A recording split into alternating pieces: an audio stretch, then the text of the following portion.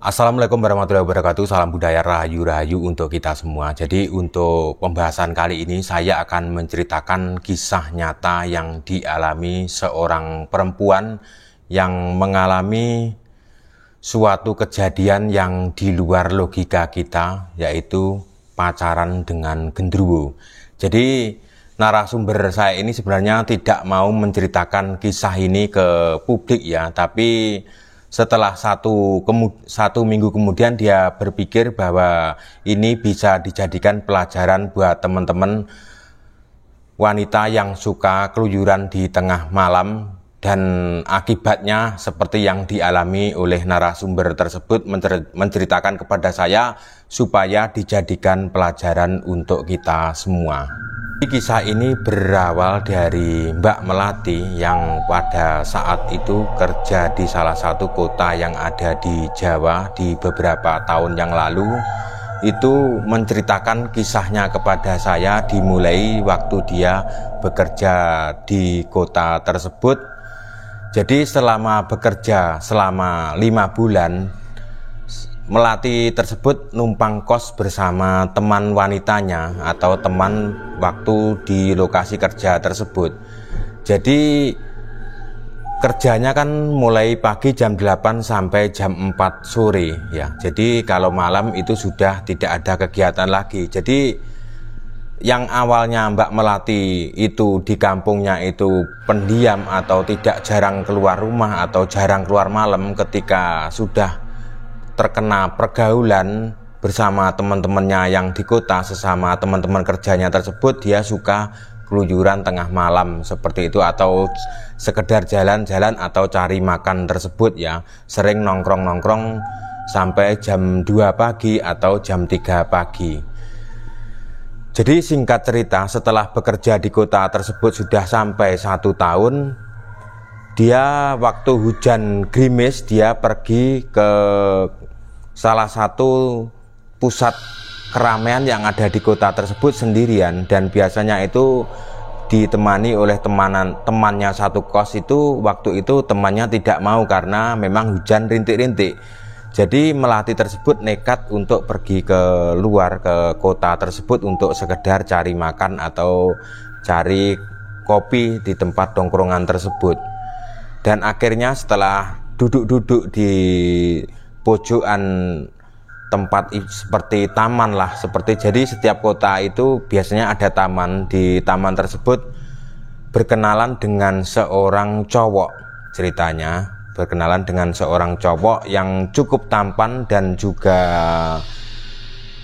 romantis, atau menurut Mbak Melati sangat sabar seperti itu. Jadi tutur katanya itu lemah lembut, membuat hati Melati tersebut akhirnya seperti terhipnotis. Jadi sejak pandangan pertama ketemu cowok tersebut langsung jatuh cinta.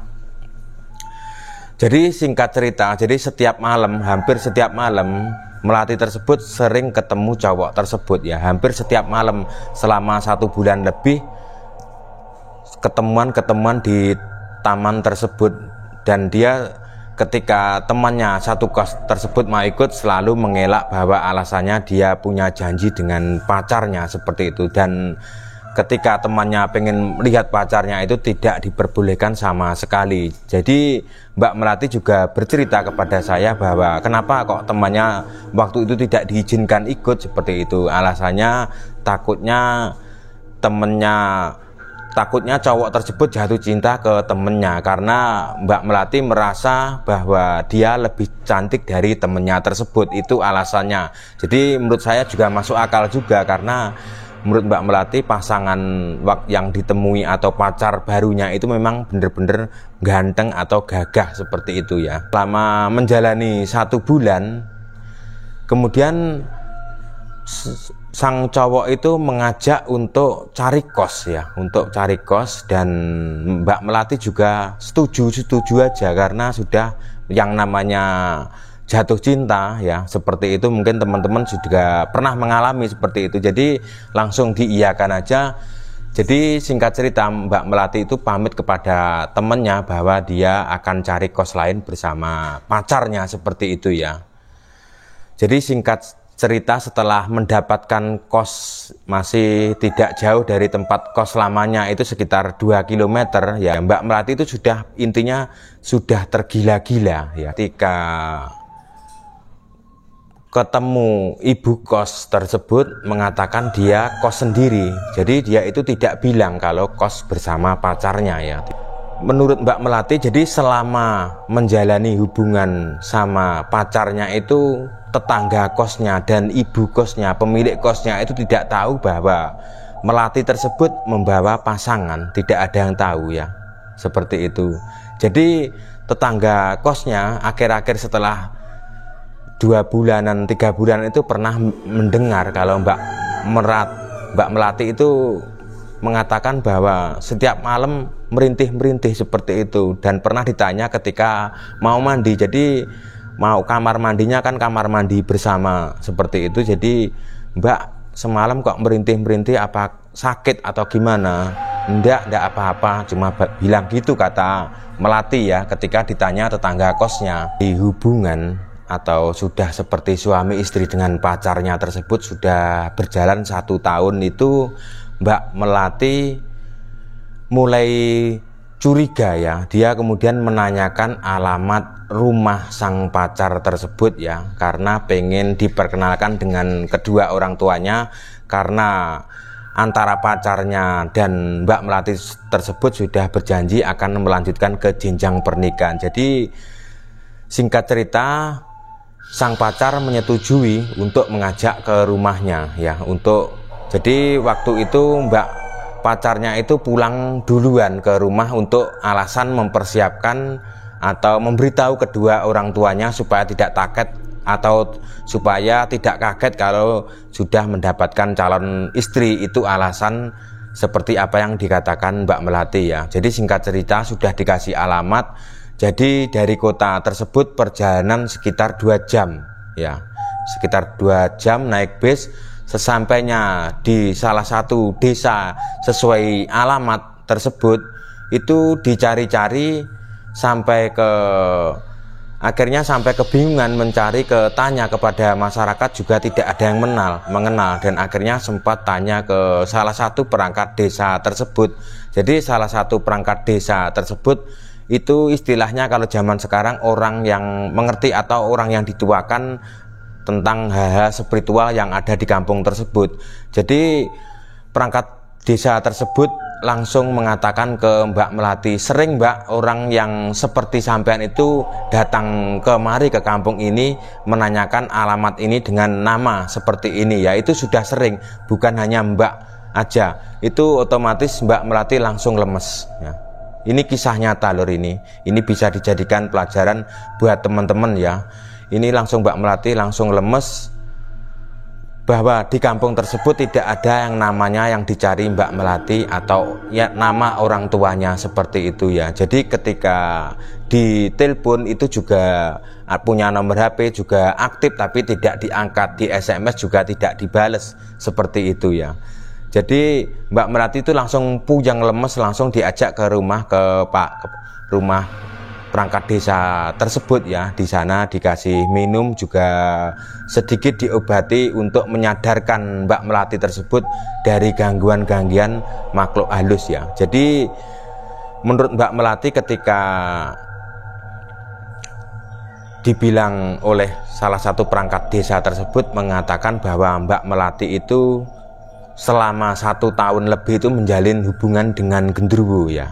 Jadi sudah menjalin hubungan dengan genderuwo. Jadi genderuwo tersebut itu memang benar ya, bisa menyerupai siapapun saja ya, bisa berbentuk anak kecil, anak muda, orang gagah, seorang wanita. Jadi bisa malih rupa seperti itu untuk memikat lawan jenis. Jadi sering kejadian-kejadian ini tidak hanya yang dialami oleh Mbak Melati. Jadi kejadian juga sering, juga pernah di daerah Jawa Tengah itu juga ada seorang wanita yang jatuh cinta sampai tergila-gila dengan genderuwo. Jadi kisah-kisah ini tidak hanya yang dialami Mbak Melati. Jadi sebenarnya bagi Mbak Melati sendiri itu adalah sebuah aib bagi dirinya sendiri. Tapi dia bersedia menceritakan kepada saya supaya dijadikan pelajaran buat teman-teman yang suka keluyuran atau sering keluar malam seperti itu. Sebenarnya yang dulunya awalnya sebelum kerja ke kota dia sebagai gadis pendiam, setelah bergaul dengan teman-teman kerjanya di kota sudah menjadi gadis sering keluar malam, walaupun sebenarnya cuma cari makan atau ngopi tersebut. Akibatnya dia menjalin hubungan dengan gendruwo. Mbak Melati langsung pulang ke kosnya lagi, dan dia juga sudah menyadari atau mungkin pacarnya gendruwo tersebut juga sudah mengetahui kalau Mbak Melati sempat menelusuri ke kampung tersebut atau rumah gaibnya tersebut. Jadi setelah kejadian itu tidak muncul lagi ya, tidak muncul lagi. Tapi setiap malam Mbak Melati mencium aroma parfum yang sering dipakai oleh pacarnya tersebut, tapi sudah tidak nampak seperti itu. Istilahnya sudah tidak kelihatan tapi aroma. Jadi parfum yang dipakai gendruwo tersebut itu punya ciri khas tersendiri seperti aroma melati atau bunga-bunga dari bahan-bahan bunga seperti itu. Jadi harumnya memang luar biasa kata Mbak Melati, tapi dia tidak melihat atau tidak merasakan penampakan pacarnya itu muncul memperlihatkan ke dunia nyata lagi. Jadi akhirnya Mbak Melati memutuskan untuk pulang kampung ya, untuk memutuskan pulang kampung karena sudah merasa trauma atau batinnya itu sudah tertekan atau sudah merasa hancur tersebut. Dan kemudian sesampainya di kampung ya, jadi dia melakukan pemeriksaan ke salah satu bidan yang ada di kampung tersebut untuk mengetahui apakah Mbak Melati itu mengalami kehamilan, karena hampir setiap malam dia melakukan hubungan bersama gendruwo tersebut. Tapi setelah diperiksa itu tidak hamil ya. Untuk disarankan untuk mengecek ke salah satu rumah sakit yang ada di kampungnya Mbak Melati, dicek ke rumah sakit bahwa untuk mengetahui bahwa dicek bahwa dirinya itu memang benar-benar sudah tidak perawan lagi seperti itu, karena sudah sering melakukan hampir setiap malam itu melakukan hubungan suami istri bersama pacar gendruwonya tersebut. Jadi setelah kejadian itu sekitar 7 tahun baru Mbak Melati itu mau bercerita seperti itu ya, mau bercerita kepada saya. Dia juga tidak langsung menceritakan kepada saya. Jadi awalnya di messenger saya itu mengatakan, Bang, saya pengen mau berbagi cerita pengalaman ya. Sebenarnya ini adalah pengalaman aib saya, apakah ini pantas saya ceritakan ya. Terus kemudian saya bilang kalau tidak berkehendak ya tidak usah diceritakan ya. Jadi memang ceritanya seperti apa? Jadi ceritanya itu saya itu punya pacar gendruwo, dan ini sebenarnya sebuah aib saya, tapi saya ceritakan dan saya minta jangan disebutkan nama saya atau tempat kampung saya seperti itu. Jadi supaya cerita ini bisa dijadikan pengalaman buat teman-teman yang untuk generasi-generasi yang sekarang seperti itu, jangan mudah percaya kepada siapapun, intinya seperti itu. Jadi yang namanya sesosok gendruwo tersebut itu memang bisa malih rupa, bisa menyerupai siapapun saja seperti itu ya. Jadi sebenarnya kisah-kisah ini tidak hanya di Pulau Jawa, mungkin di tempat-tempat lain mungkin beda penyebutannya ya. Jadi kalau di Timur Tengah itu bisa disebut dengan jin seperti itu, kalau di Jawa namanya gendruwo seperti itu. Jadi sebagian masyarakat yang ada di Jawa juga banyak yang menyebutnya itu sebagai penampakan jin, padahal itu adalah sesosok gendruwo seperti itu ya.